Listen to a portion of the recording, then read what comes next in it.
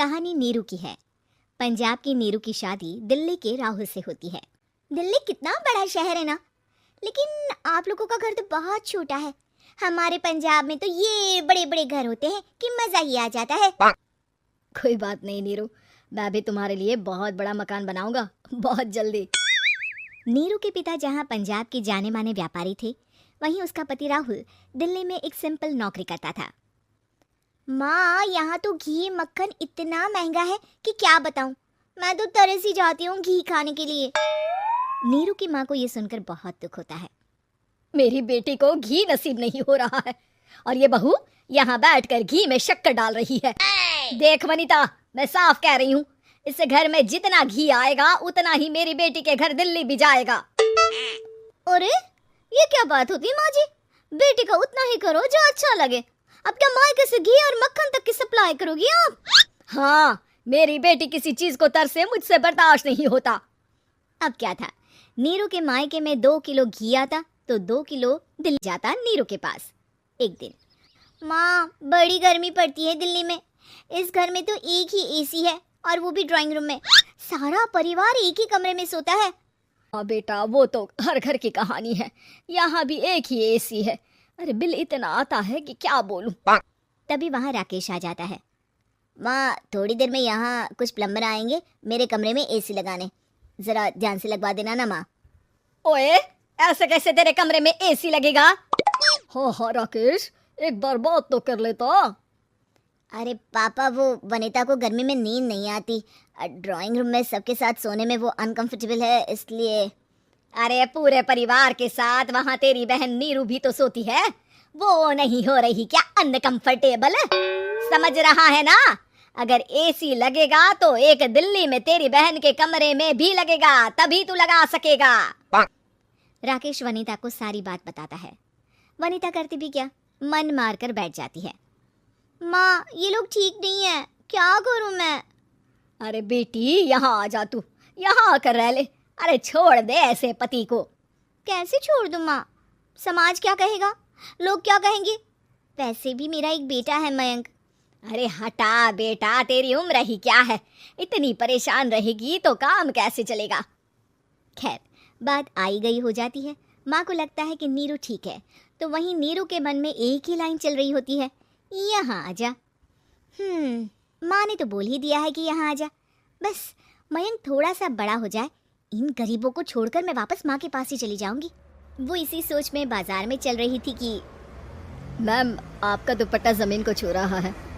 नीरू जैसे ही उस लड़के की तरफ देखती है, देखती ही रह जाती है।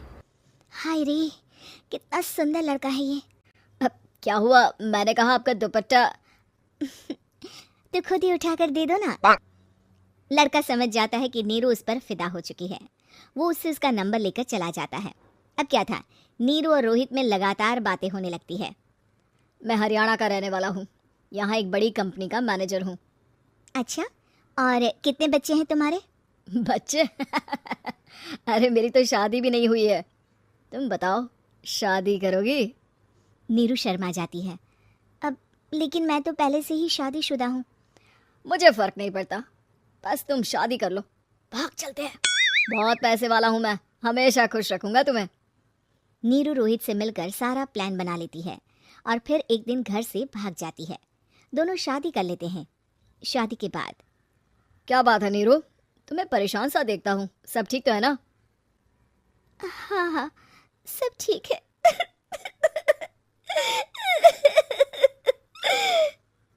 ये कहते कहते ही वो रोने लगती है। अरे क्या हो गया, रो क्यों रही हो? मैंने तुमसे एक बात छुपाई है और वही बात अब मुझे परेशान कर रही है। रोहित, मेरा एक बेटा भी है, उसका नाम मयंक है। क्या बात कर रही हो? ये तुमने मुझे पहले क्यों नहीं बताया? देखो नीरू, मेरी माँ को मैंने ये नहीं बताया है कि तुम शादीशुदा हो। बच्चा मैं मैनेज नहीं कर पाऊंगा। नीरू को समझ में नहीं आता कि वो क्या करे। तुम उस बच्चे को अपनी माँ को क्यों नहीं दे देती? नीरू चुपके से माँ को फोन करती है। माँ, क्या मयंक को तुम रख सकती हो? बेटा, मैं राकेश के साथ बात करती हूँ, आखिर घर का बेटा वही है, जो वो बोलेगा। वैसे भी बेटा, तूने जो किया है ना, उसके बाद से पूरा घर तेरी बुराई कर रहा है। मैं भी अब किसी से तेरे लिए लड़ नहीं सकती। राकेश बेटा, नीरू ने तो जो किया बहुत ही बुरा किया, लेकिन मैं सोच रही थी कि क्यों ना मयंक को हम यहाँ ले आए। तभी वनीता बोल पड़ती है, वाह जी, ऐसे कैसे यहाँ ले आए? यहाँ क्या भंडारा भरा है? और जिस बच्चे की माँ ने नहीं सोचा उसके लिए हम क्यों सोचे? नीरू को एक बार तो अपने बच्चे के बारे में सोचना चाहिए था ना। अरे लेकिन तेरे पास भी तो लड़का नहीं है ना वनीता। माँ, वनीता ठीक बोल रही है। कल को वो बड़ा होकर इसी घर का हिस्सा मांगेगा तो हम क्या करेंगे? माँ कहती भी तो क्या, वो चुप रह जाती है। वहीं नीरू का पहला पति कहता है, माँ, अगर आज भी वो वापस आ जाए तो मैं उसे माफ कर दूंगा। बेटा, गरीबी चीज ही ऐसी है, क्या करेगा? तू तो अब मयंक का सोच। वो बेचारा तो बिना माँ का हो गया। मयंक के खातिर तू दूसरी शादी कर ले बेटा। लोगों के लाख समझाने के बाद नीरू के पहले पति की शादी रिद्धि से हो जाती है, जिसके पहले पति से 2 बच्चे होते हैं। देखो जी, मैंने शादी सिर्फ बच्चे के खातिर की है। मैंने भी शादी सिर्फ बच्चों के खातिर की है।